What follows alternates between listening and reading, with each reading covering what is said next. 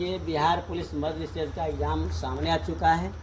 पहला जो शिफ्ट होगा आपका 14 जून को होने वाला है और दूसरा एग्ज़ाम 17 जून को होने वाला है बिहार पुलिस मध्य स्टेज। इसको ध्यान में रखते हुए आज रिबल इंस्टीट्यूट में विद्यार्थियों का टेस्ट का आयोजन किया गया है। देखते हैं आज कौन टॉपर आता है। टॉपर जो आएगा फर्स्ट सेकंड थर्ड को पुरस्कृत किया जाएगा और यह टेस्ट लिया जा रहा है बिल्कुल एग्ज़ाम के पैटर्न पे। जो भी आपका सेट दिया जा रहा है वो सेट जो है मध्य स्टेज का ही सेट है, कोई चीटिंग नहीं करेंगे। सब लोग तैयार हैं भाई टेस्ट के लिए? तैयारी किए हैं? चलिए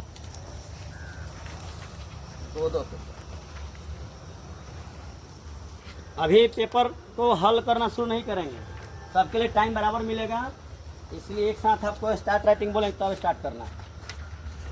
टाइम फिक्स है। आप यह समझिए कि हम एग्जाम में बैठे हुए हैं और उस हिसाब से अपने आप को उस माहौल में ढालिए।